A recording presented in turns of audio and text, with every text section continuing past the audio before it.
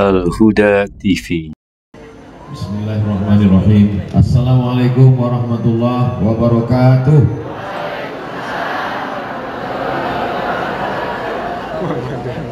Anak raja menangkap balang ditangkap di hari Jumat. Dari bunyi sambutan salam sepertinya banyak yang puasa sunat. Apa kabar semuanya? Sehat? Alhamdulillahirabbil alamin. Ini banyak sekali tamu-tamu, sahabat-sahabat datang dari jauh. Ada Ustadz Ebik Leu langsung datang dari Kuala Lumpur. Mudah-mudahan beliau panjang umur, sehat badan. Para asatidz kita dari Sintang, dari Pontianak, Kalimantan Barat. Ada juga bersama kita owner hotel kita ini, Bapak Haji Asril beserta keluarga besar. Mudah-mudahan beliau sehat, panjang umur. Bangga kita punya hotel megah, orang yang bersyahadat asyhadu an la ilaha illallah wa asyhadu anna muhammadan rasulullah. Mensyukuri nikmat Allah, kita ucapkan alhamdulillahirabbil alamin. Berselawat kepada Rasulullah dengan mengucapkan Allahumma sholli ala Sayyidina Muhammad wa ala ali Sayyidina Muhammad. Tema kita merawat keistiqomahan pasca Ramadan. Kenapa? Karena setelah Ramadan ini mulai down. Yang biasa bangun malam tahajud sudah mulai berkurang. Yang biasa sedekah sudah mulai berhenti.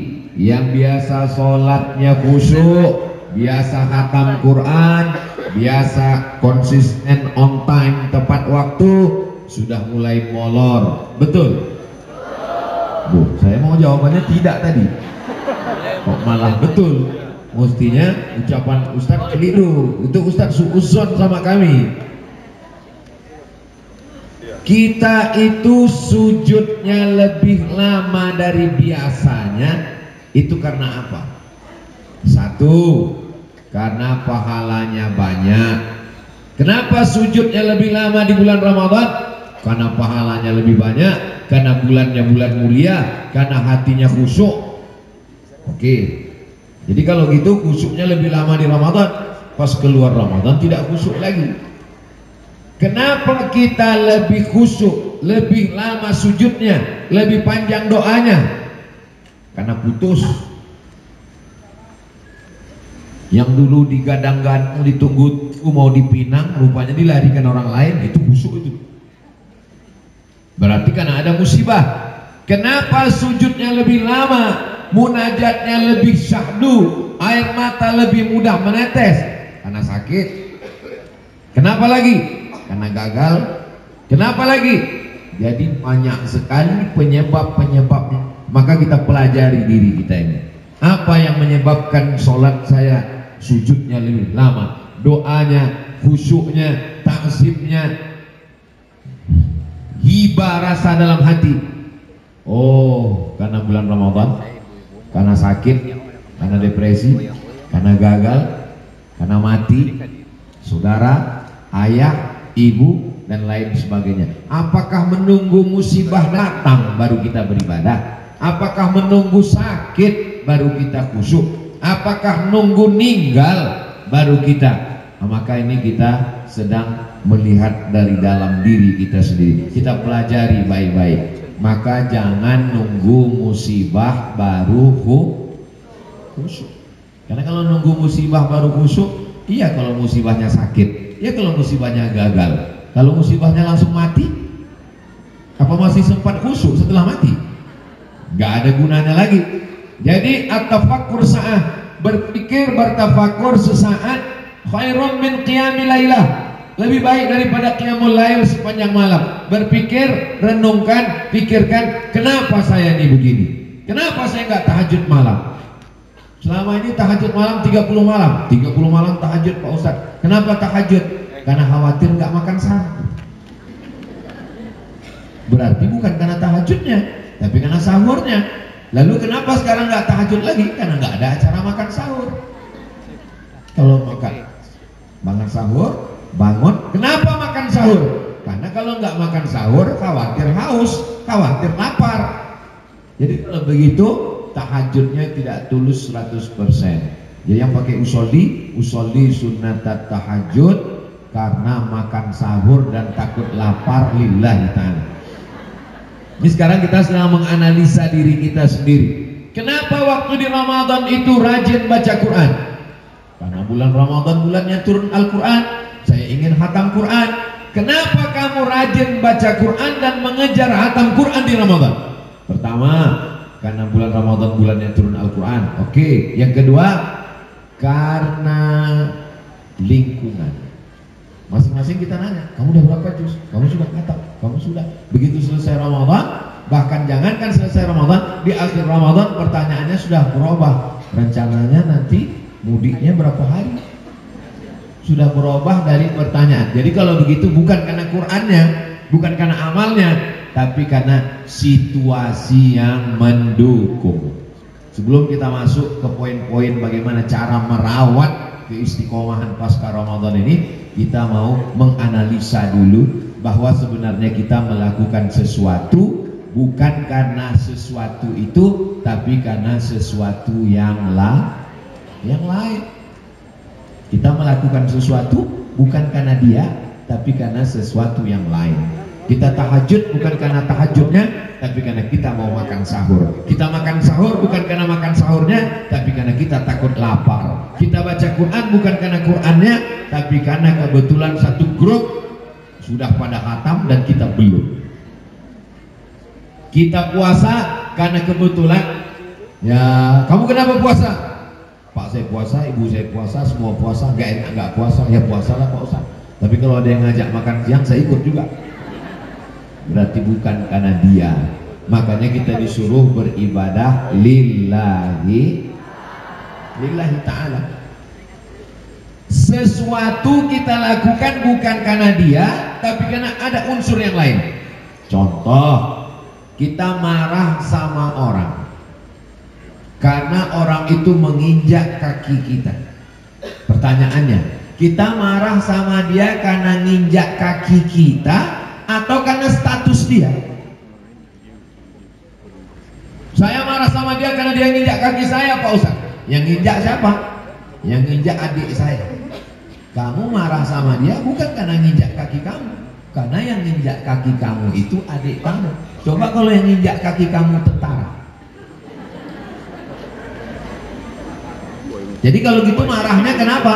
Marahnya bukan karena kaki diinjak, tapi karena sesuatu yang lain. Ketika adik kamu yang nginjak, kamu marah. Mana mata kamu?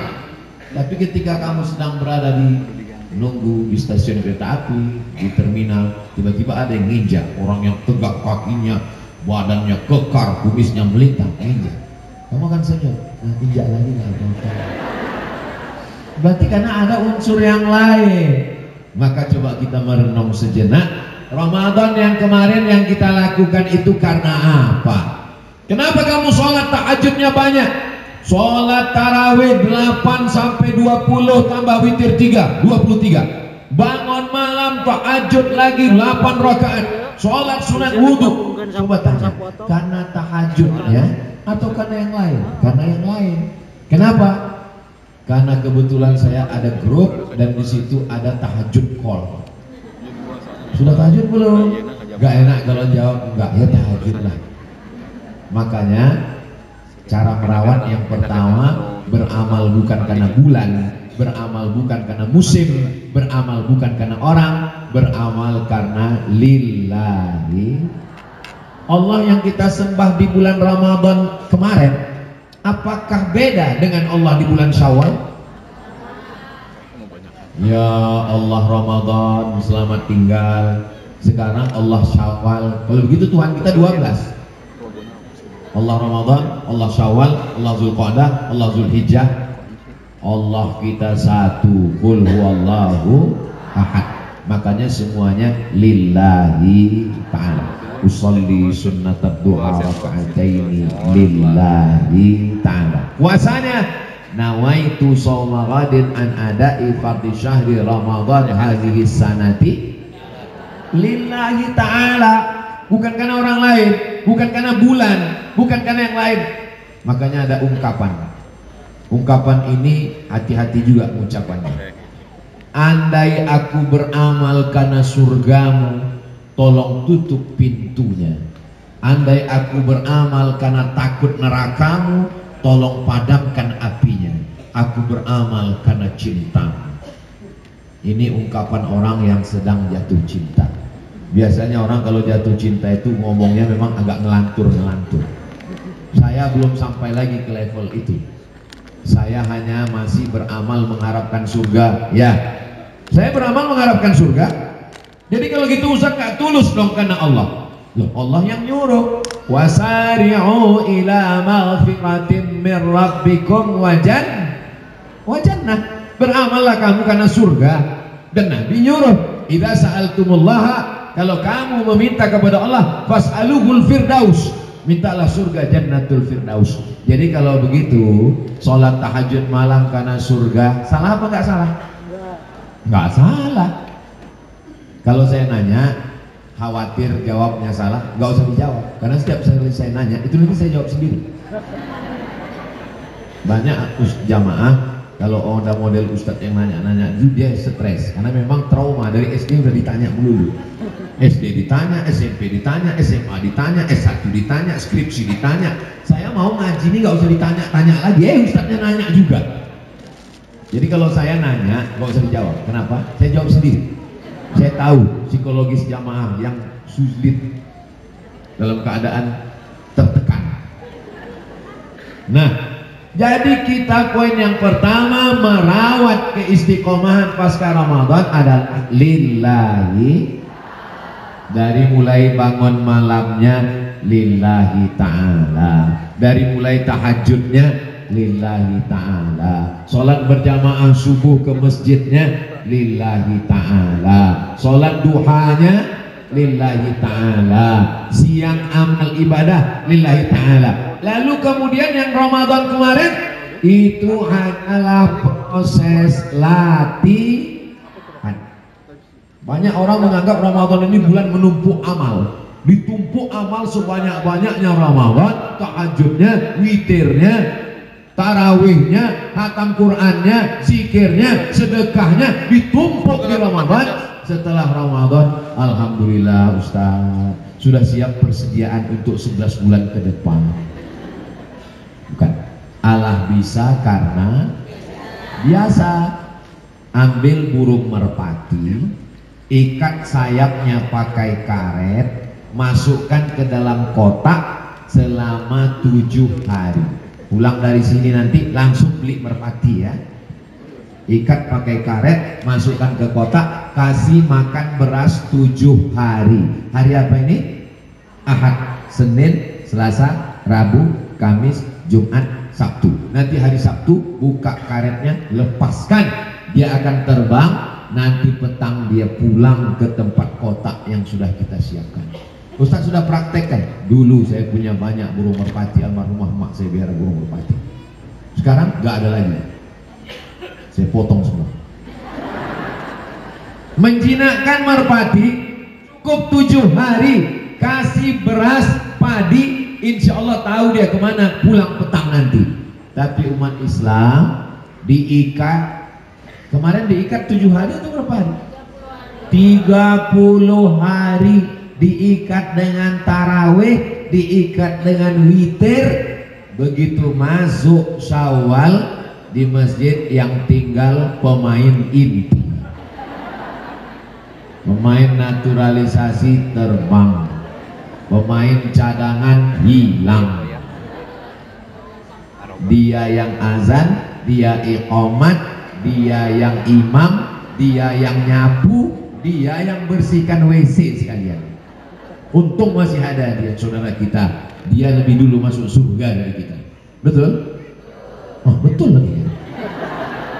Karena dia yang paling ikhlas. Saudara yang dimuliakan Allah Subhanahu wa taala, kunci yang pertama beramal lillahi ta'ala. Doakan supaya yang ceramah yang ngomong ini lillahi ta'ala. Karena yang paling rusak hatinya yang ngomongin. Kenapa? Karena beda ngomongnya ketika jamaah ramai dengan jamaah sedikit. Kalau begitu Ustaz tidak lillahi ta'ala. Saya berusaha supaya bunyinya saya ngomong itu sama antara orang ramai dengan orang tidak ramai. Mana buktinya? Itu kalau sedang berada di studio, kan cuma saya dengan kamera itu berdua. Suara saya kuat juga kan? Nah, itu kuat. Jangan nanti bila terdengar suara sesama jamaah sekalian, wah ini ketahuan nih, nggak ada orangnya nih.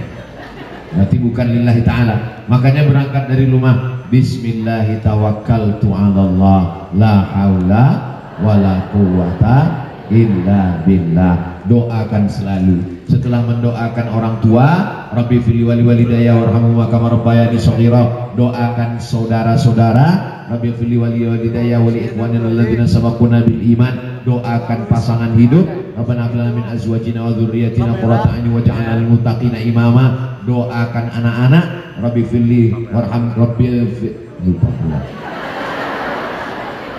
Rabbana habli minas sholihin, Rabbi habli min ladunka dzurriyyatan thayyibah. Doakan juga guru-guru kita supaya mereka beramal lillahi ta'ala. Makanya kalau adik-adik yang kebetulan punya usaha baju kaos sablon, ibu bapak, bagus tulis belakang lelahku lillah. Tapi baju yang model begini jangan dipakai sholat Jumat. Udah pakai baju bertulis sholat Jumat terlambat lagi. Allahu Akbar, orang lihat semua lelahku lillah. Usahakan lillah semuanya, lillahi ta'ala. Poin yang pertama, untuk menjaga merawat keistiqomahan kita insyaallah. Ada satu murid ini disayang oleh syekh, oleh kiai, oleh gurunya. Akhirnya murid yang lain cemburu. Ketika murid yang lain cemburu, gurunya tahu. Ini dari tatapan mata, dari body language, ini kelihatannya mereka cemburu. Lalu kemudian gurunya ngomong, besok masing-masing kalian bawa unggas, burung, ayam, terserah. Semua sudah bawa. Cari tempat di mana kalian tidak dilihat siapapun, potong. Yang satu pergi ke bawah pohon, yang satu pergi ke tepi sungai, yang satu pergi ke gua, yang satu pergi ke bukit. Setelah itu ngumpul semua, membawa unggas, burung, ayam dengan leher berdarah terpotong semua. Tiba-tiba tidak lama datang murid yang disayang, yang dicemburui oleh yang lain. Datang masih hidup. Loh, kenapa yang lain sudah potong, kamu kok enggak kamu potong? Guru, kemanapun aku pergi ke gunung, aku merasa dilihat. Aku pergi ke bukit, aku merasa dilihat. Aku naik ke pohon kayu, aku merasa dilihat. Akhirnya tidak jadi aku potong. Kamu dilihat siapa? Dilihat Allah. Akhirnya murid-murid yang lain tahu, pantasan ya, kita potong semua. Jadi pentingnya amal karena Allah. Saya selalu apa yang Ustaz renungkan? Aku jangan-jangan di akhirat nanti amalku ini bukan karena Allah, ceramahku bukan karena Allah, tausiahku bukan karena Allah, nangisku waktu iktikaf malam bukan karena Allah. Kenapa? Kamera nyala. Ya Allah, dosa kali. Pas dicek, kamera belum hidup. Abdul Somad, kau yang ngomong karena Allah, jangan-jangan amal kau nanti sudah habis semua. Kenapa? Dihabiskan oleh follower, viewer, dan subscriber. Yang duduk di sana, yang bukan siapa-siapa, bukan apa-apa, yang tidak dikenal orang, itulah yang hatinya lebih terjaga. Popularitas, kemasyhuran adalah fitnah. Makanya ketika Imam Ibrahim bin Adham pulang ke kampungnya, pakai jubah 2 lapis, jubah dalam dan jubah luar, pakai sorban besar. Semua orang kampung mengikuti dia dari belakang, mencium tangannya, memeluknya, menghormatinya. Hatinya rusak. Kalau begitu hatiku bukan lagi kan di kanan mereka. Lalu kemudian saat pulang kampung yang kedua kali, dia pakai celana biasa, dia pakai baju biasa, dia pakai tutup topi biasa, dan orang tidak terlalu menghormatinya. Saat itu dia berkata, hari ini aku merasa lebih dekat kepada Allah Subhanahu wa ta'ala. Tapi jangan gara-gara cerita ini nanti adik-adik, anak-anak muda nih pulang ke rumah pakai celana pendek, pakai singlet, pas ditanya, kamu kok gini? Dengan begini aku merasa lebih dekat dengan Allah. Bukan begitu, tetap ada aturan syariat Islam. Saya tidak menyalahkan saudara kita, guru kita, habib kita, kiai kita, tuan guru kita yang pakai jubah, nggak salah. Ini kita ceritakan tentang hati kita, kan? Kita nggak cerita tentang hati orang. Saya tentang bercerita tentang hati saya, tentang hati kita. Maka kita jaga hati ini jangan sampai rusak. Ala fil jasadi mudghah, ketahuilah di dalam jasad, di dalam tubuh, di dalam badan ini ada segumpal. Idza shalahat shalahal jasad. Kalau dia baik, benar, betul, lurus, yang lain ikut jadi baik. Ini Ustadz Somad dari tadi berdirinya kok nggak geser-geser di sini terus? Memang saya sengaja, juga nggak sengaja. Alasannya, kalau saya bergeser, tentu kamera bergeser. Alasan yang kedua, kalau saya terlalu lama berdiri di sini, nanti keluar komen di YouTube, Ustadz gatal. Kalau saya terlalu lama berdiri di sini, ada juga yang komen, kelihatannya Ustadz sudah berubah orientasi. Intinya, kalau kita ngikut omongan orang, kita akan pusing sendiri. Hidup ini sebetulnya nggak ribet, nggak sulit, nggak jelimet, nggak susah, nggak payah. Hidup ini mudah. Yang sulit itu adalah memikirkan omongan ngaku semua. Jadi biarkanlah diri kita bermesraan dengan Allah, berdua-duaan dengan Allah. Bangunlah di tengah malam, mandi.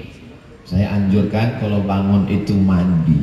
Nanti kalau mandi katanya sakit tulang Pak Ustadz. Yang rematik itu kalau mandi habis maghrib sampai jam 12.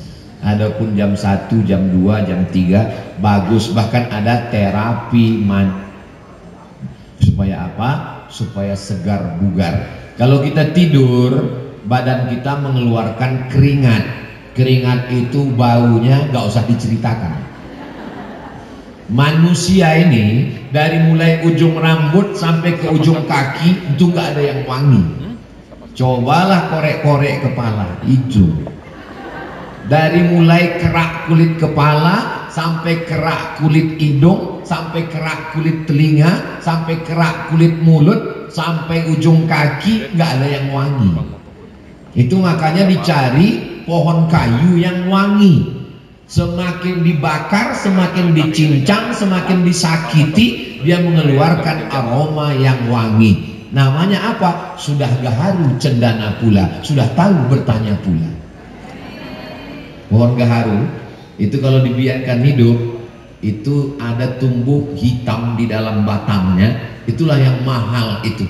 Bahkan ada parfumnya, dia mengeluarkan minyaknya itu disimpan dalam satu botol. Saya pernah dikasih orang satu botol begini, Ustadz ini minyak gaharu asli, harganya 20 juta. Begitu dikasih, saya simpan sampai sekarang nggak saya pakai.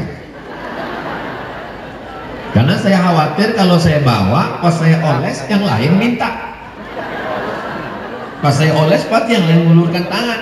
Begitu saya oleskan ke tangan-tangan mereka, saya pun meneteskan air mata. Jadi pohon tanaman wangi, bunga mawar, ma artinya air, war artinya wardun, bunga ros. Mawar artinya air bunga mawar. Air bunga, diambil bunga, dimasukkan ke dalam air, disimpan, airnya wangi, harum semerbak, diusapkan ke wajah, ke kepala, wangi. Sebelum dikenal parfum yang diproduksi di Eropa dan di Jazirah Arab. Jadi kita sudah punya harum-haruman dari negeri kita sendiri. Tanah kita ini luar biasa suburnya. Kalau mau tahu bagaimana suburnya tanah kita ini, Gemah Ripah Lojenawi, tokat dan batu jadi tanaman, apapun tumbuh, lihatlah, tumbuh menghijau. Jadi manusia ini hampir tidak menghasilkan apa-apa kecuali bau busuk. Kalau mau tahu bau kepala sampai kaki, coba 3 hari ini nggak usah pakai sabun, nggak usah pakai sampo, nggak usah pakai odol gigi, nggak usah diceritakan baunya, nikmati aja sendiri. Tapi kemudian kita diajarkan Rasulullah menjaga kebersihan, at-tatayyub, diantara yang sukai Rasulullah Sallallahu Alaihi Wasallam. Yang pertama adalah murnikan tauhid, saya beramal karena Allah Subhanahu wa taala, lillahi ta'ala. Yang kedua, mau tidak mau, suka tidak suka, kita berpengaruh, dipengaruhi oleh lingkungan. Lingkungan sangat berpengaruh. Kenapa saya ngomong berdiri? Karena kebetulan orangnya ramai. Kalau jamaahnya cuma 10, saya duduk di bawah. Ngapain saya berdiri di sini? Jamaah cuma 10 orang. Jamaah sekalian, ngapain juga? Mending saya duduk, kita buat halaqah. Dan suara saya juga nggak perlu tinggi dan nggak perlu pakai mikrofon. Paling duduk, saya akan nanya, gimana keadaannya? Apa kabar Bapak? Sehat? Ya, silakan minum. Karena kebetulan 10 orang ya dikasih minum kan. Jadi kita amat sangat terpengaruh dengan lingkungan.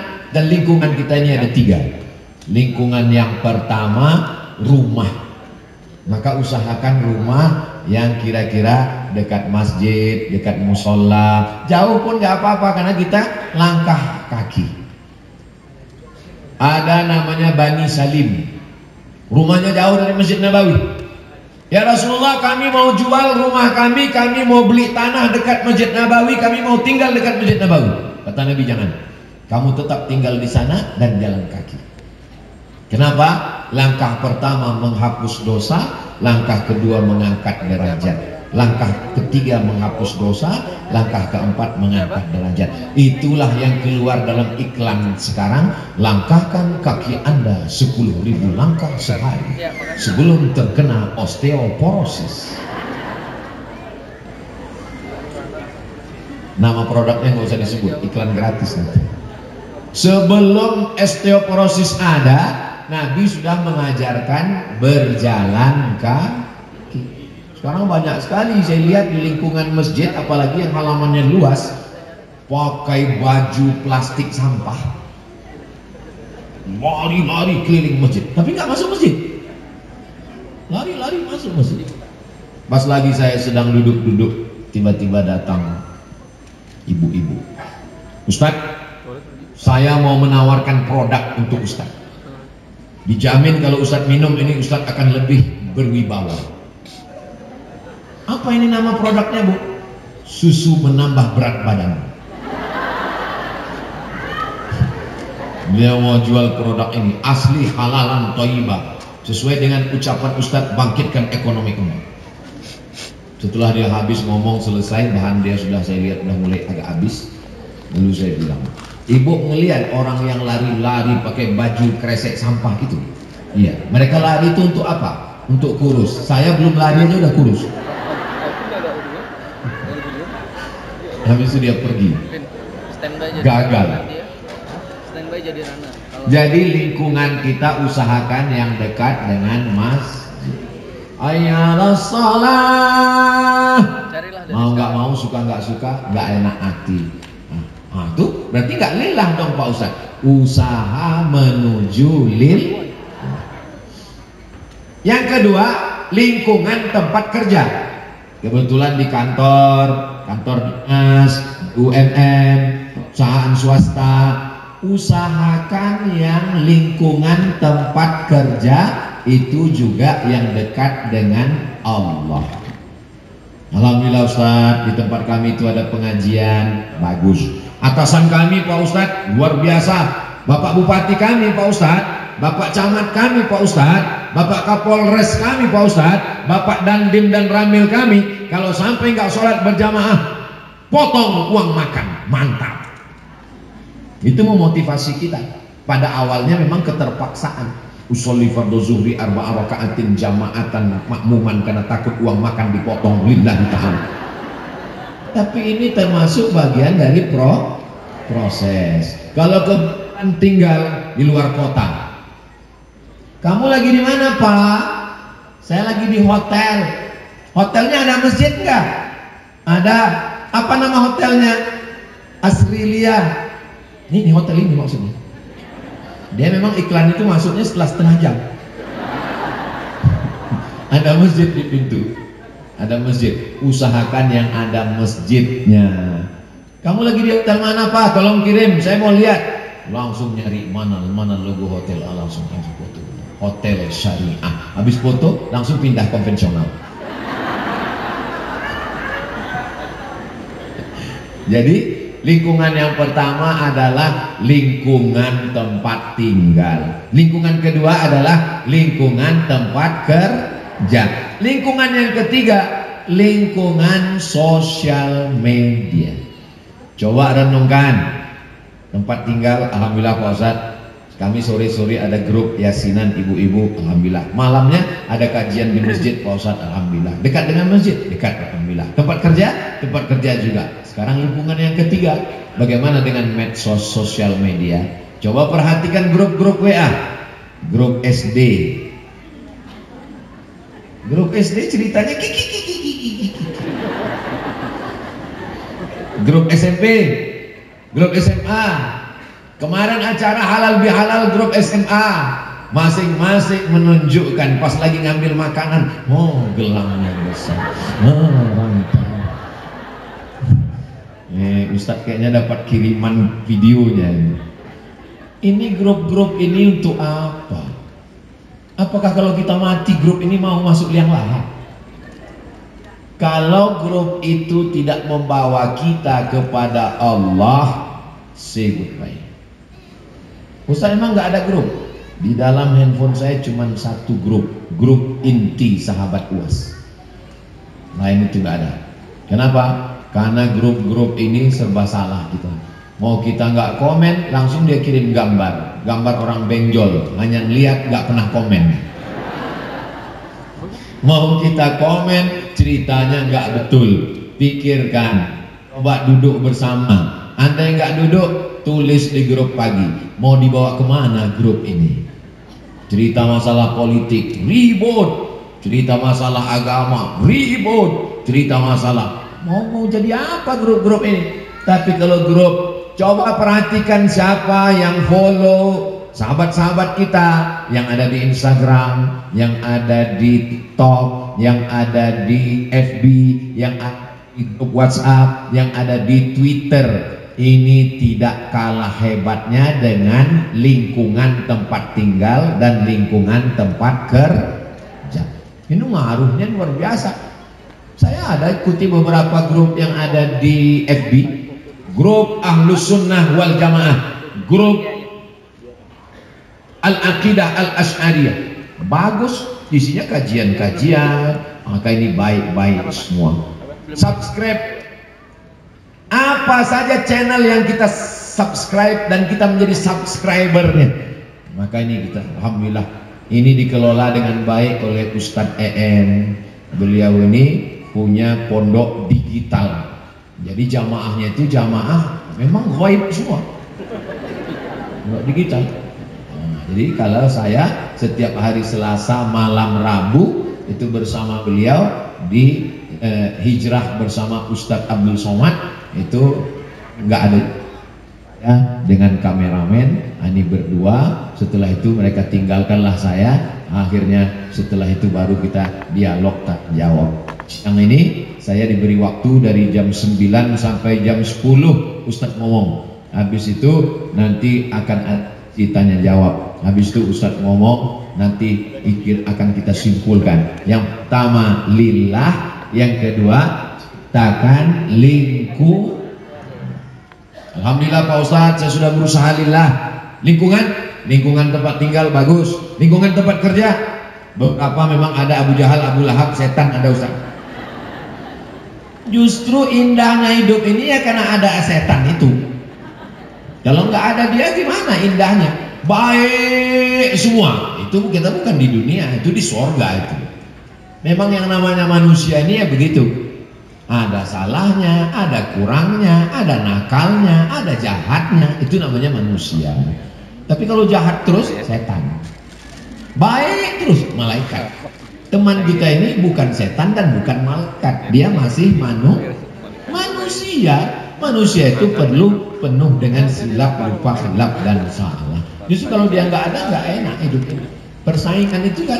Coba kalau kita lihat dalam perjalanan, ada Nabi Ibrahim, ada Namrus, ada Nabi Musa, ada Fir'aun, ada Kabil, ada Habil, ada Isa, ada Herodes, ada Nabi Muhammad SAW, ada Abu Jahal, ada Abu Lahab.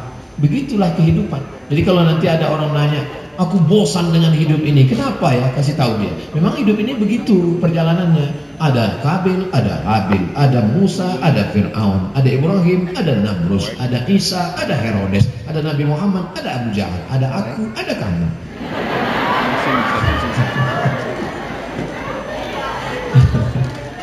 So sweet.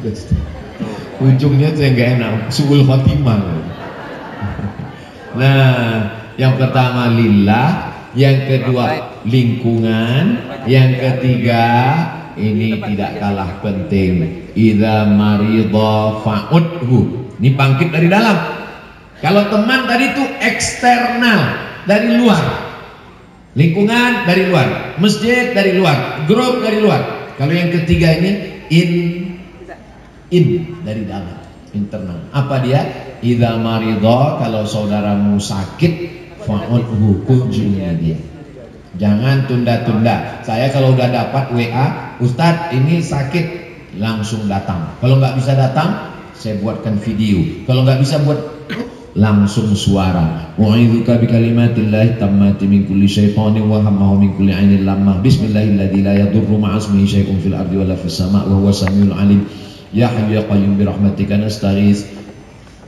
Ya syafi ya kafi ya mu'afi ishfi mardana shifaan ajilan la yughadiru saqaman bi rahmatika ya arhamar rahimin. Kirim 5 menit setelah itu, alhamdulillah Pak Ustaz. Gimana? Ninggal Pak Ustaz.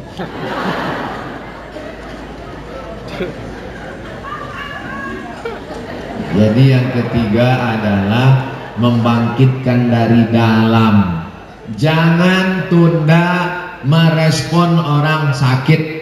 Kalau bisa datang, gak bisa datang, kirim video. Saya pagi ini 2 video, 1 voicemail untuk saudara yang sakit.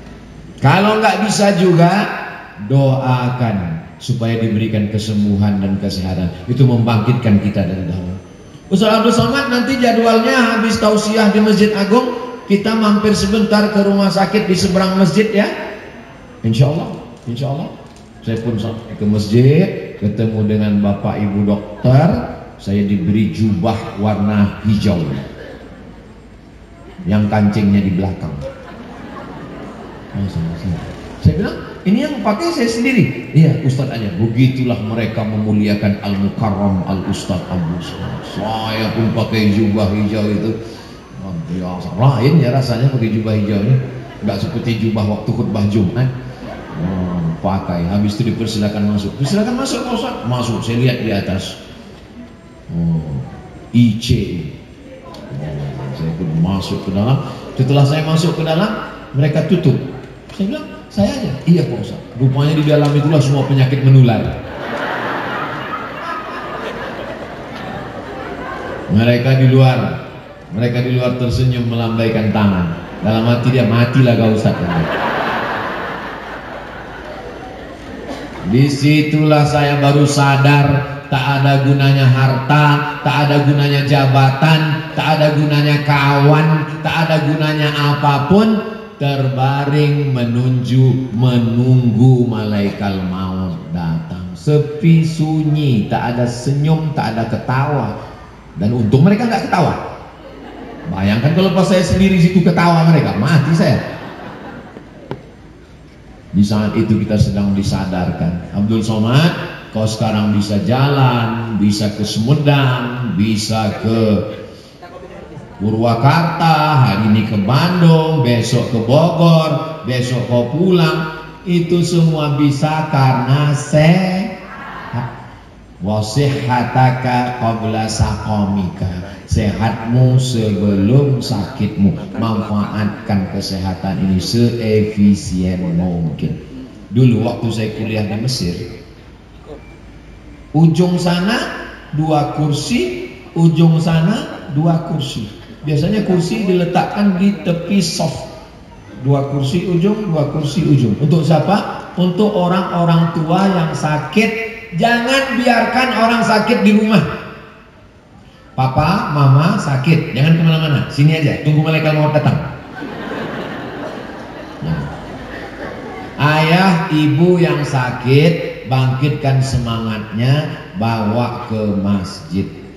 Kenapa? Karena dengan melihat masjid berdoa, bangkit semangat hidupnya. Yang penting ini adalah semangat, spirit, soul. Semangat itu yang mesti dihidupkan. Bawa dia ke masjid. Maka orang sakit mungkin. Ibu juga begitu. Kalau suami sakit jangan. Itulah dulu waktu sehat gak mau ke masjid, mati aja. Jangan ibu bangkitkan semangatnya. Papa sehat, sehat pak. Walaupun pas ditanya orang, betul suami kau sehat. Kalau aku tengok nampaknya nggak sampai hari Jumat selesai. Semua STNK BPKB udah kusiapkan semua. Nah, tapi kemarin waktu saya datang 2017 bulan Agustus, 1 bulan di Kairo di Mesir, saya lihat di masjid udah nggak ada lagi kursi 2 di kanan di kiri, udah nggak ada.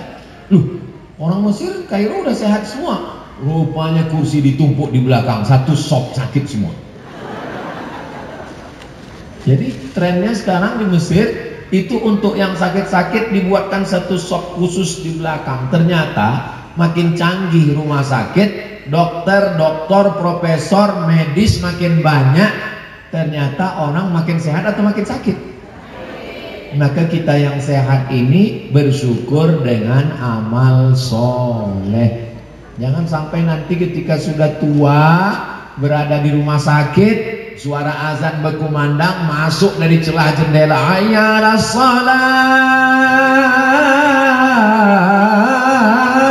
barulah kita menangis meleleh air mata. Nasi sudah jadi tai ayam.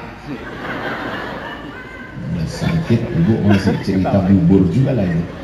Maka ini kita kalau melihat orang sakit, saya untuk menasehati diri saya. Siapa yang menasehati diri saya? Ustaz AM tolong nasihati saya, Ustaz Ebit tolong nasihati saya. Mereka nggak mau nasihati saya. Lalu siapa yang menasihati Ustaz? Nasihat yang tidak kata-kata, nasihat yang bukan suara, nasihat yang bukan tulisan, tapi langsung masuk ke mata saya melihat orang sakit. Kalau melihat orang sakit itu, pertanyaan kita jangan memberatkan dia. Udah berapa lama di sini? Biayanya berapa?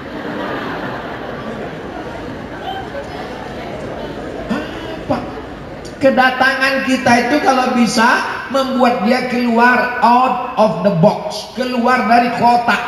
Dia sekarang sedang berada di dalam kotak yang ada bocor itu gas. Maka kedatangan kita merubah cerita baru. Bayangkan dia sudah 2 bulan di opname dan pertanyaan orang itu terus, sakit apa? Gimana awal mulanya? Biayanya per hari berapa? Kedatangan kita bercerita tentang sesuatu yang baru. Ketika datang seorang sahabat sakit, lalu Nabi menawarkan, kamu mau sembuh atau mau berdoa, aku doakan supaya sembuh, atau engkau tetap diberikan Allah kebaikan? Dia malah meminta supaya dapat kebaikan. Dulu penyakit itu dianggap sebagai laknat, tapi setelah Islam datang, dengan penyakit dosa diampuni, dengan penyakit amal dilipat gandakan, dengan sakit menghapus segala silap salah dan dosa, dengan sakit orang mendapatkan amal sabar. Innama yuwaffas sabiruna ajrahum bighairi hisab. Dan kita bangkitkan semangatnya. Jangan malah kedatangan kita memperberat penyakit dia. Kamu sakitnya apa? Ini saya sakitnya jantung koroner. Wah, teman saya ini udah 5 meninggal. Nah, banyak orang menjenguk orang sakit itu demi orang lain. Kamu kemana? Saya ke rumah sakit. Ngapain? Inilah jenguk atasan saya. Nggak enak kalau nggak dijenguk. Yang lain udah menjenguk saya, masa nggak enak? Kok ke dia? Mestinya kita jenguk orang sakit itu ke kita. Kalau saya jenguk orang sakit, satu yang untuk dia, yang 4 ini untuk saya. Hai Abdul Somad, kau mesti bersyukur dengan sehatmu. Selama saya masih sehat, selama saya masih bisa berdiri, selama saya masih bisa ngomong, ya akan tetap menyampaikan ayat-ayat Allah, hadis-hadis Rasulullah. Mudah-mudahan kita sehat walafiat insyaallah. Amin ya rabbal. Lillah, lingkungan, lihat orang sakit, idza mata, kalau meninggal saudaramu, fattabi'hu fa'atsbi'hu, iringi jenazahnya. Mengiringi jenazah sampai ke liang lahat itu luar biasa. Saya berdiri di tepi liang lahat melihat makam di bawah.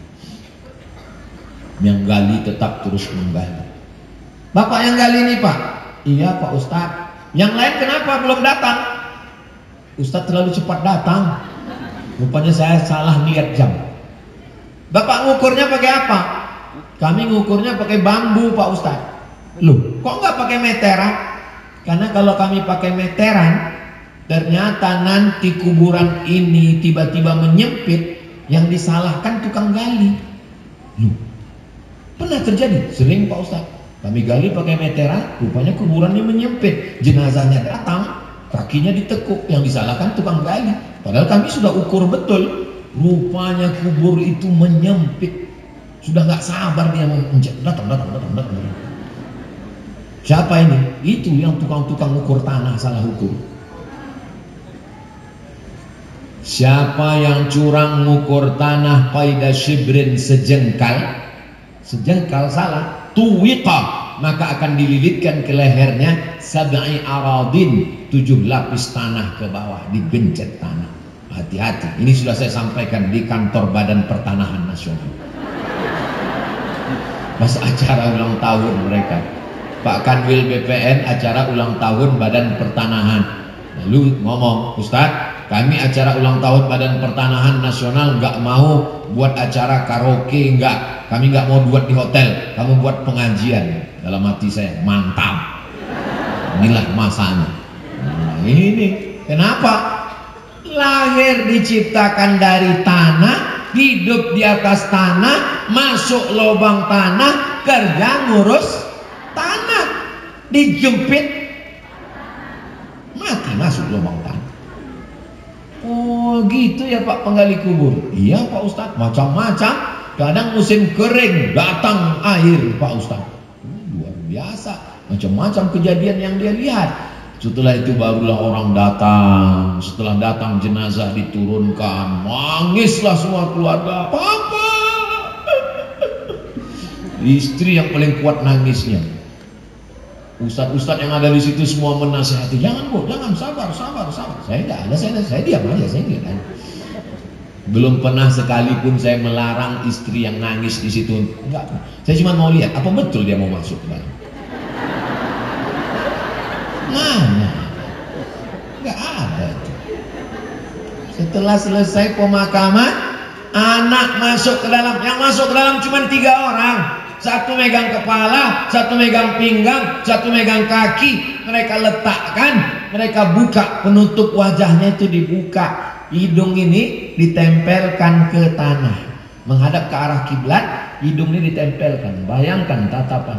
Lalu kemudian ditutup pakai papan. Habis itu anak pun melompat ke atas, dia ambil cangkol. Tolong nanti Ustaz EN buatkan video tutorial pendeknya. Hari pertama, hari kedua, hari ketiga, bagaimana proses berikutnya, bagaimana ketika biji mata ini melompat keluar, bagaimana ketika kulit kepala mengelupas, yang selama ini dipakai, pakailah sampo, pakai mentol, turun salju di kamar mandi. Bagaimana kulit kuku ini mengelupas, tanggal copot, bagaimana usus mulai membesar, masuk angin, push, pecah, bernanah, cacing-cacing pun berdatangan, pasukan cacing mengajak teman-temannya, bro, ini sudah siap. Apalagi yang dulu suka menganiaya cacing, cucu-cucu cacing, kata cacing-cacing cucunya, inilah yang menyakiti kakek kami dulu. Tapi jangan gara-gara ini lalu nggak mancing, jangan. Lalu kemudian pada akhirnya kita hanya tinggal sepotong cerita. Artis anu meninggal, beritanya 2 hari.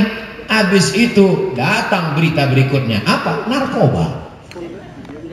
Ini meninggal, selesai beritanya, datang berita yang terbaru, apa? KPK. Kita hanya sepotong cerita, maka tinggalkanlah cerita yang baik-baik. Saya mau kalau saya mati, saya bagian dari sepotong cerita yang indah untuk Bapak Ibu adik semuanya, insyaallah.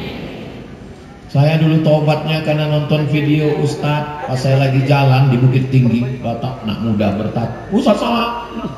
Saya dulu berhenti pakai narkoba karena nonton ceramah Ustadz. Dalam hati saya, mudah-mudahan aku bagian dari cerita yang indah. Kenapa? Karena pada akhirnya kita akan berakhir mati menghadap Allah, yang tinggal hanya cerita. Maka tinggalkanlah cerita yang baik saja. Sampai jam 10. Itulah 4. Pertama, lillah. Yang kedua, lingkungan. Yang ketiga, lihat orang sakit. Yang keempat, lihat orang mati. Insya Allah, kalau 4 jurus ini kita pakai, kita bisa merawat keistiqomahan pasca Ramadan. Langsung laksanakan, jangan tunda-tunda. Lillah langsung, insya Allah. Lingkungan langsung, nanti sholat zuhur, sholat asar berjamaah, lingkungan, grup-grup WhatsApp. Yang ketiga, lihat orang sakit, langsung pulang dari sini ke rumah sakit. Kalau security-nya nanya, ibu mau jenguk siapa? Semua yang di rumah sakit ini mau kulihat. Kamu sudah berapa lama jadi security di sini? Apa nggak mengambil pelajaran dari kematian? Dia kaget. Iya juga ya. Kalau kebetulan besok ada orang meninggal, langsung datang. Pokoknya ada meninggal, langsung datang, lihat situ. Tapi jangan langsung mau terjun ke bawah. Itu pihak keluarga. Jangan mentang-mentang baru dengar pengajian langsung minggir, biar saya ngurusin semua. Itu kepedean namanya. Mudah-mudahan kita mengambil pelajaran dan bisa kita pertahankan Ramadan ini. Semuanya semangat Ramadan insyaallah. Amin ya rabbal alamin. Itu yang dapat saya sampaikan pada kesempatan ini. Saya kembalikan ke moderator. Wassalamualaikum warahmatullahi wabarakatuh. Apa hukumnya memutuskan anak dengan ibu kandung karena sejak bayi ditinggalkan, sekarang sudah remaja dan ngerti, datang kembali dan mengganggu kehidupan baru saya dan membawa pengaruh buruk kepada keluarga saya. Ada anak ketemu pulang sholat subuh, pas dilihat ada anak dalam kardus. Itu kalau mau dibuatkan surat kelahiran aktenya, jangan buat bin kardus. Lalu binnya apa? Jangan pula buat bin kita, nggak boleh.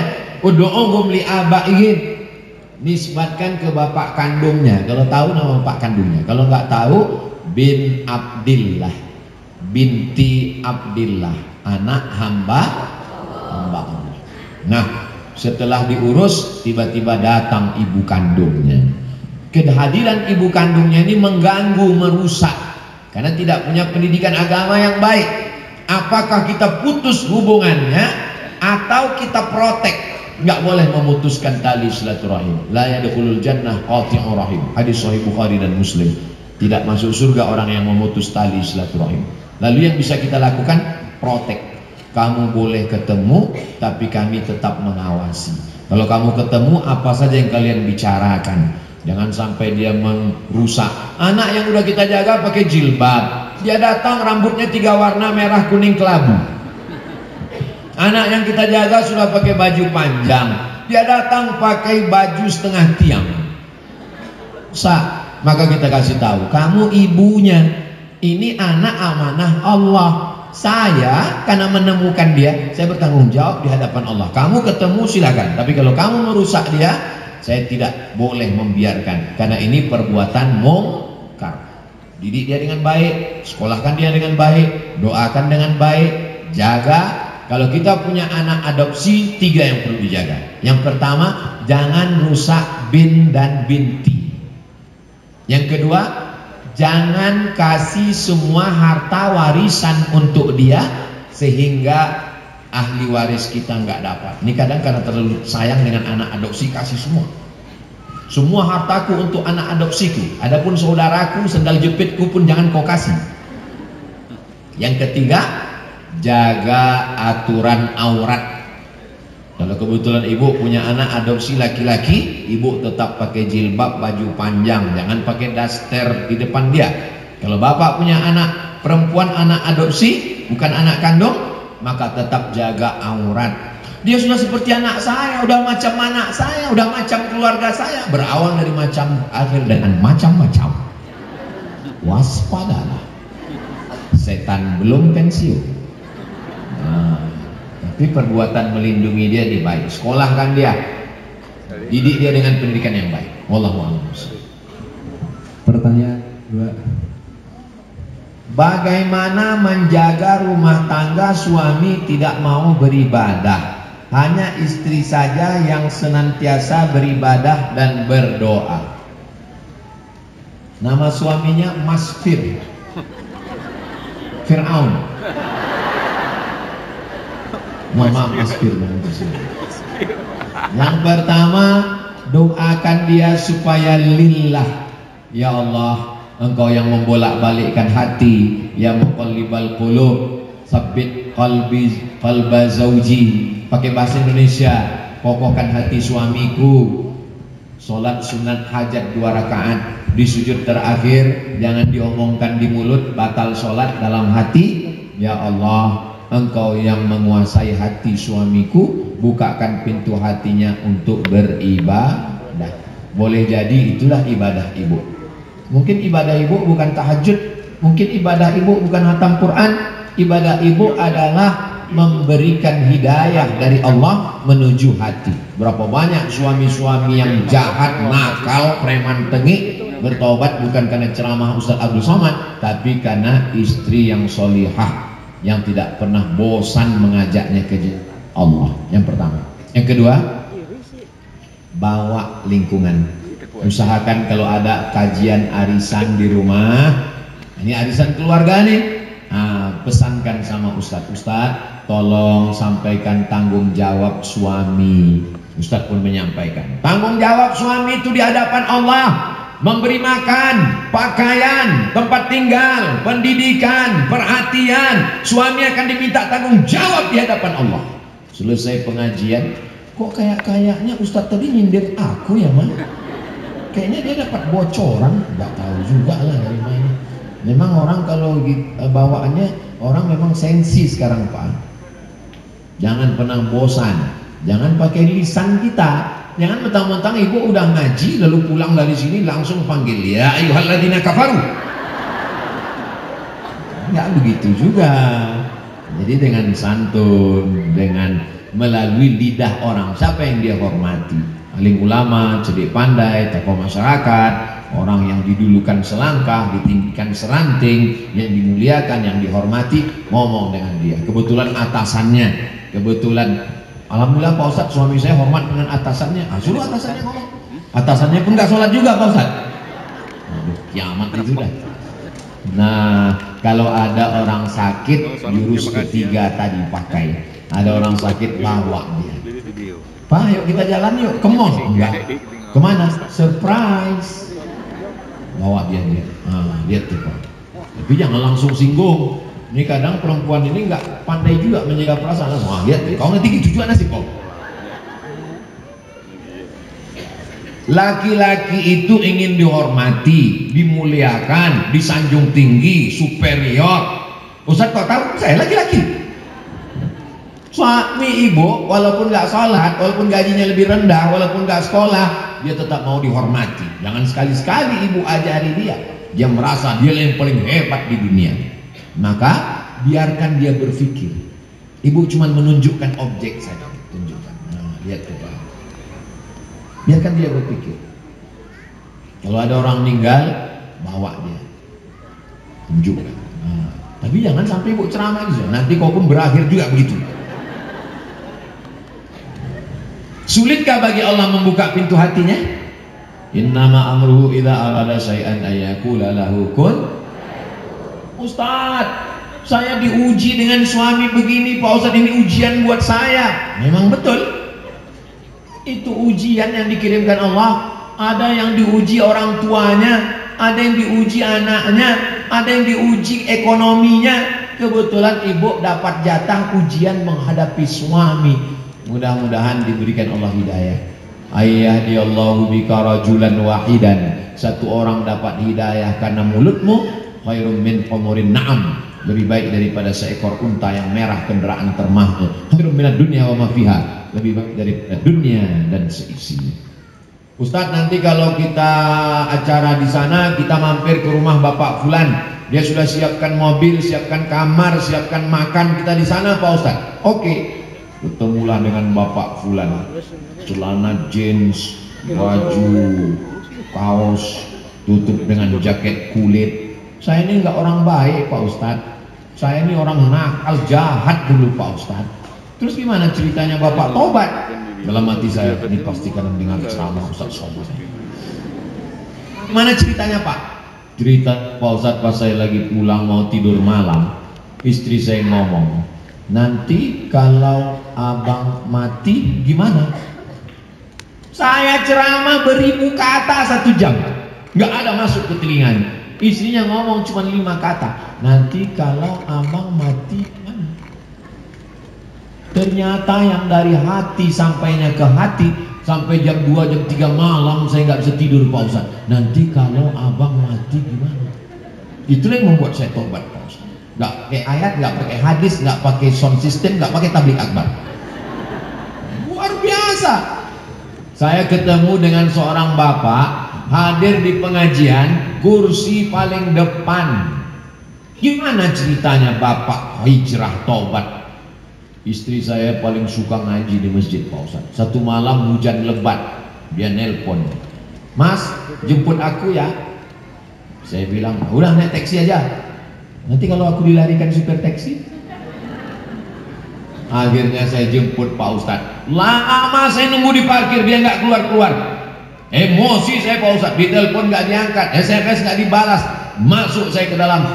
Saya berdiri di pintu. Pas saya dengar, enak aja. Duduk saya kursi paling belakang. Lama-lama saya di tengah, lama-lama di depan. Sampai sekarang saya nggak pernah meninggalkan pengajian, Pak Ustadz.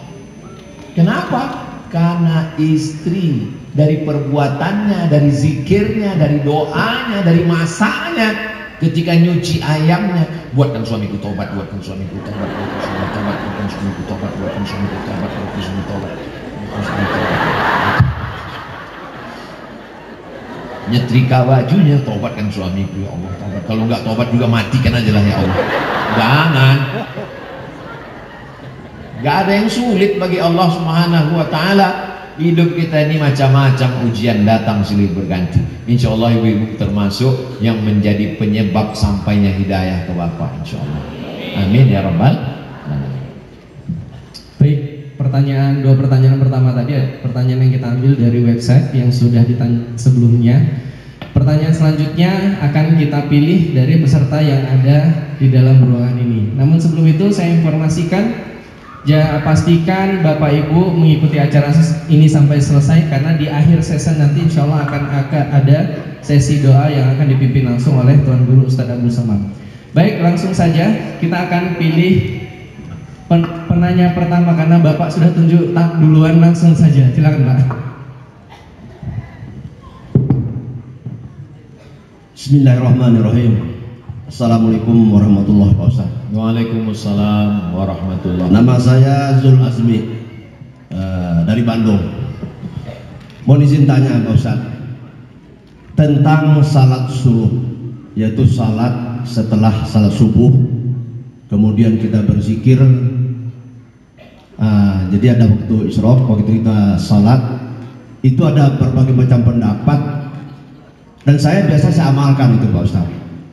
Mohon penjelasannya, karena ada saya dengar juga bahwa itu hadisnya tidak kuat. Kemudian yang kedua, tentang keutamaan sholat berjamaah di masjid. Ini perbedaan yang sangat antara sholat berjamaah di rumah sama sholat di masjid.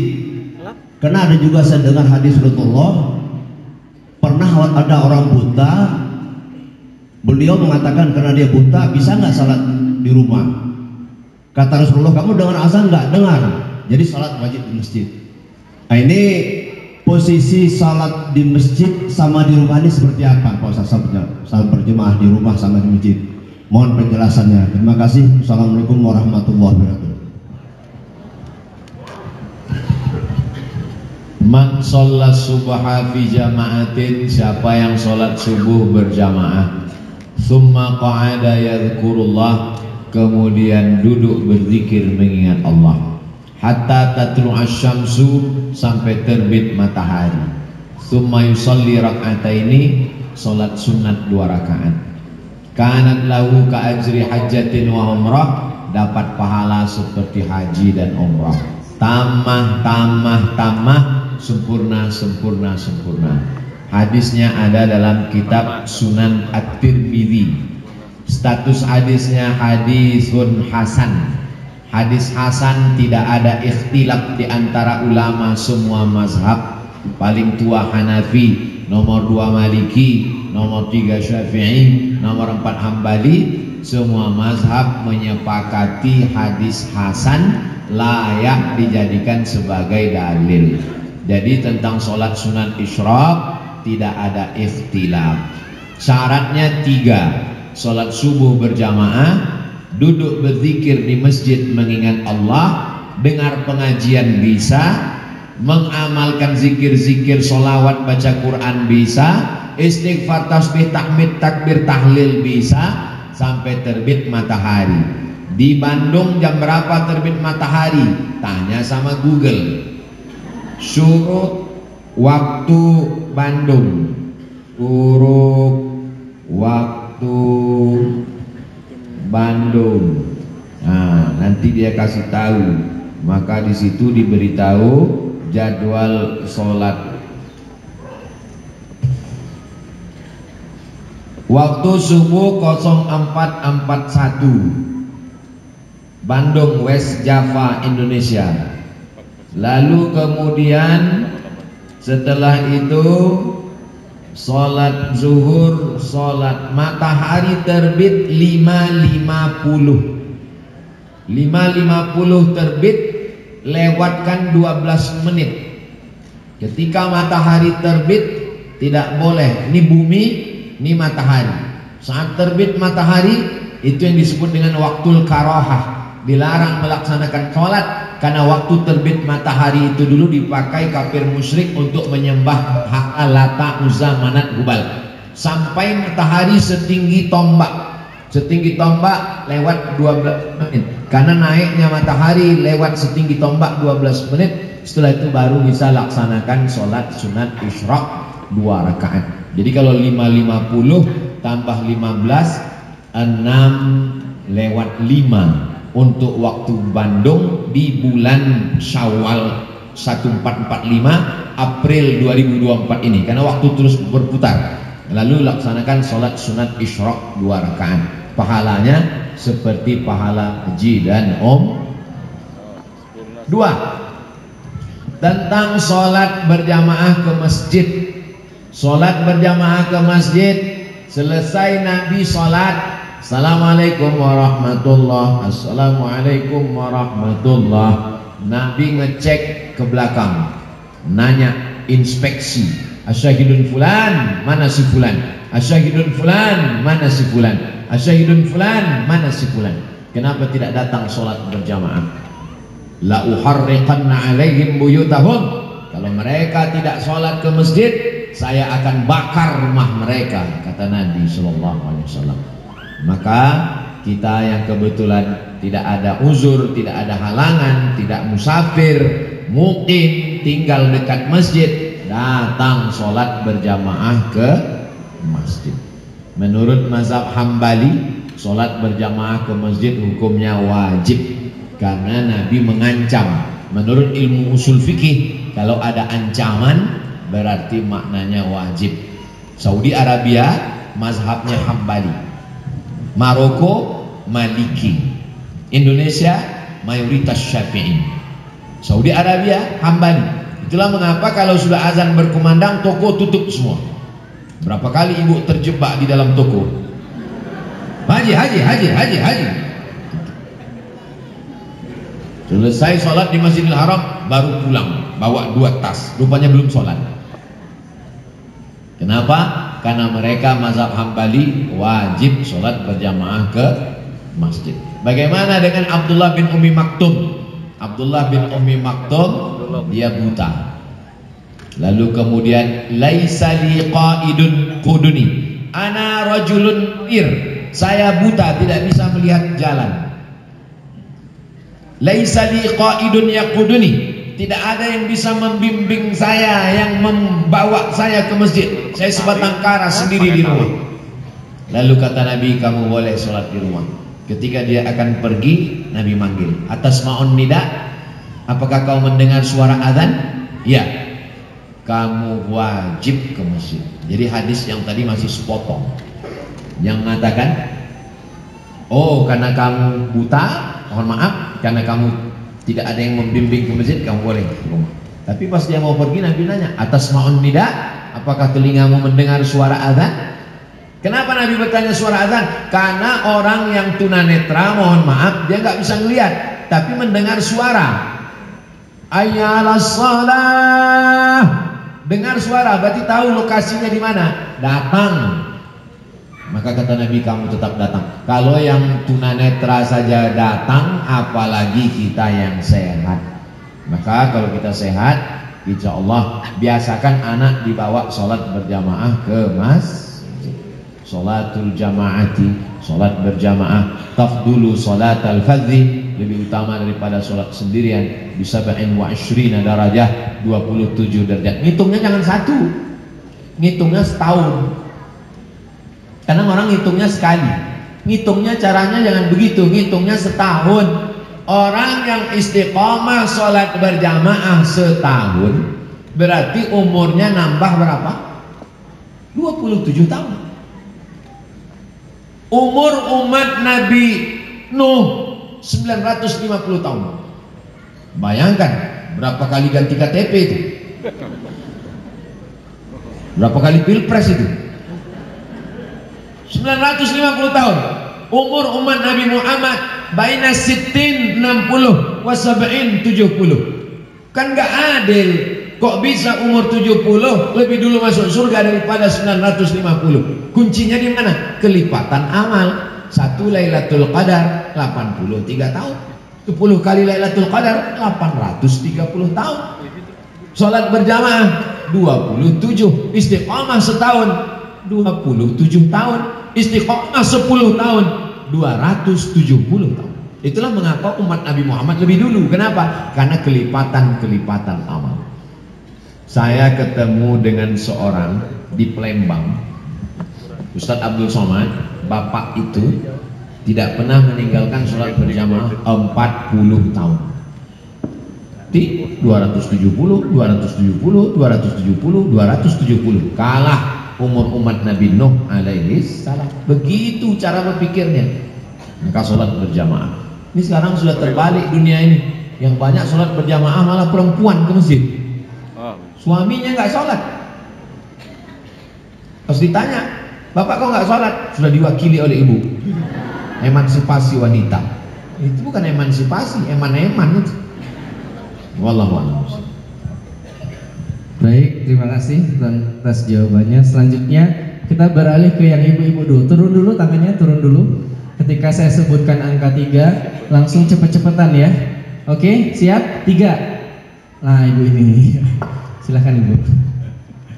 Iya, ibu yang di belakang. Perkenalkan diri bu ya. Bismillahirrahmanirrahim. Assalamualaikum warahmatullahi wabarakatuh. Waalaikumsalam warahmatullahi wabarakatuh. Nama saya Wiwin Ustadz dari Binong Kira Condong. Pak Ustadz, sebenarnya kemarin saya udah janjian sama suami, ada undangan ke Sumedang, tapi saya pilih acara ini. Jadi suami pergi sendiri ke ke Sumedang. Nggak dosa ya Pak Ustadz? Udah ada izin soalnya suami mau ke sini juga. Pertanyaannya yang tadi Ustadz bilang kalau perempuan untuk ikut ke mengantarkan orang meninggal, apa hukumnya? Baiknya tidak ikut atau ikut? Saya pernah dengar boleh ikut asal menutup aurat. Begitu. Jadi baiknya yang mana Pak Ustadz? Hatur nuhun. Assalamualaikum warahmatullahi wabarakatuh. Waalaikumsalam warahmatullahi wabarakatuh. Makruh hukumnya perempuan mengantar jenazah ke liang lahat. Kenapa makruh? Karena perempuan itu emosinya lebih lama merekam. Kalau sampai dia melihat jenazah masuk ke dalam liang lahat, wajahnya dibuka, itu kesedihannya bertahun-tahun, bisa tidak hilang. Itu salah satu analisa psikologis. Jadi perempuan sebaiknya di rumah saja, menjenguk orang sakit, melihat orang meninggal di rumah. Adapun yang mengantar ke kuburan itu adalah laki-laki. Tapi kalau ada perempuan yang sangat cinta dunia, itu boleh dibawa biar mati cinta dunianya. Kenapa? Itu perlakuan khusus untuk dia. Tapi secara umum perempuan itu emosionalnya terganggu karena daya rekamnya, daya ingatnya lebih lama daripada laki-laki. Laki-laki ini nggak terlalu lama mengingat, sebentar aja dia. Habis itu lupa lagi. Beda sama perempuan. Kalau sudah nampaknya itu sekali, melihat dia itu seumur hidup dia susah melupakan. Move on-nya payah, maka dia hidup ini harus terus berlanjut. Maka dimakruhkan oleh ulama, tapi tidak sampai pada haram. Tapi tadi Ustadz jurusnya keempat itu kan melihat orang meninggal. Melihat orang meninggal bukan berarti mengantar jenazah ke liang lahat. Datang melayat orang jenazah meninggal ke rumah orang, melihat orang mati. Hari ini kita duduk melihat istri orang menangisi suaminya, anaknya lari-lari, papa tidur, kata dia. Besok pagi boleh jadi anak kita yang begitu. Jadi melihat itu memberikan pelajaran yang luar biasa ke dalam hati kita. Nah, demikian tentang hukum mengantar jenazah. Wallah. Baik, Masya Allah. Kita ke penanya terakhir ya. Ya, ini yang belakang nggak ada yang mau nanya. Oke, turun dulu seperti tadi. Siap-siap. Oke, karena Bapak nggak menurunkan tangan, silakan Pak yang belakang Pak. Iya Bapak. Iya, yang tangannya nggak turun. Silakan. Silakan Pak.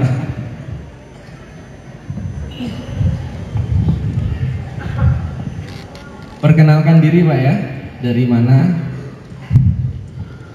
Bismillahirrahmanirrahim. Saya Sardono dari Bandung, Gede Bage. Boleh sambil berdiri Pak, karena agak di belakang biar terlihat ketampanannya. Mau nanya Ustaz, Assalamualaikum warahmatullahi wabarakatuh. Waalaikumsalam. Saya nggak mau minta doa aja, saya nggak bertanya. Cuman kondisi ibu saya lagi sakit, ada di Jawa. Nah, kebetulan ada undangan dari MIM untuk kajian ini, makanya saya memilih di sini untuk minta doa ke Ustadz supaya disembuhkan ibu saya. Itu aja, terima kasih. Assalamualaikum warahmatullahi wabarakatuh. Waalaikumsalam. Yang ada handphone, buka WhatsApp, pilih kawan, suami, istri, sahabat, satu nomor, kemudian pencet voicemail. Kita rekam bersama doa yang mau kita baca ini, disimpan. Nanti kalau ada yang sakit, kirimkan, didengarkan ke telinga sebelah kanan. Pada hitungan ketiga On. 1, 2, 3. A'udzu billahi minasy syaithanir rajim. Bismillahirrahmanirrahim. Alhamdulillahi rabbil alamin. Ar-Rahmanir Rahim. Maliki yaumiddin. Iyyaka na'budu wa iyyaka nasta'in. Ihdinas siratal mustaqim. Siratal ladzina an'amta 'alaihim ghairil maghdubi 'alaihim waladdallin. Amin. Allahumma shalli ala sayyidina Muhammad wa ala ali sayyidina Muhammad kama shallaita ala sayyidina Ibrahim wa ala ali sayyidina Ibrahim. Allahumma barik ala sayyidina Muhammad wa ala ali sayyidina Muhammad kama barakta ala sayyidina Ibrahim wa ala ali sayyidina Ibrahim fil alamin innaka Hamidum Majid. Bismillahil syafi, bismillahil wafi, bismillahil kafi, bismillahil muafi, bismillahil ladzi la yadurru ma'asmihi syai'un fil ardi wala fis sama wa huwas sami'ul alim. Ya syafi ya kafi ya muafi, ishfi mardana warham mautana.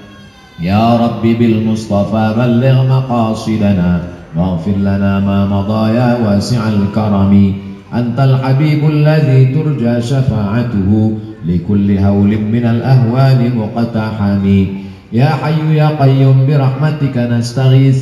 Bismillahil azim rabbil arshil azim an yashfiyak. Bismillahil azim rabbil arshil azim adhibil ba'sa ishfihim anta syafi la shifaa'a illa shifaa'uka.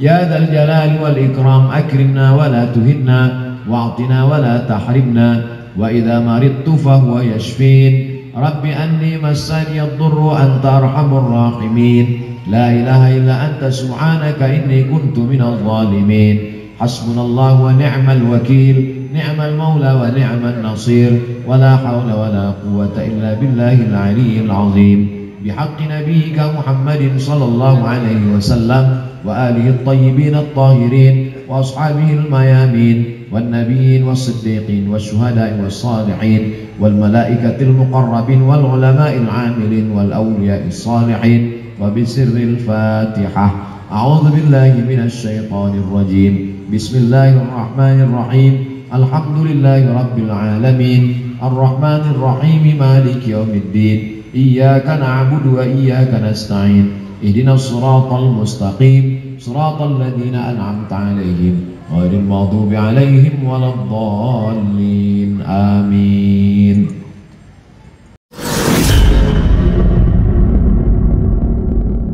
Al-Huda TV.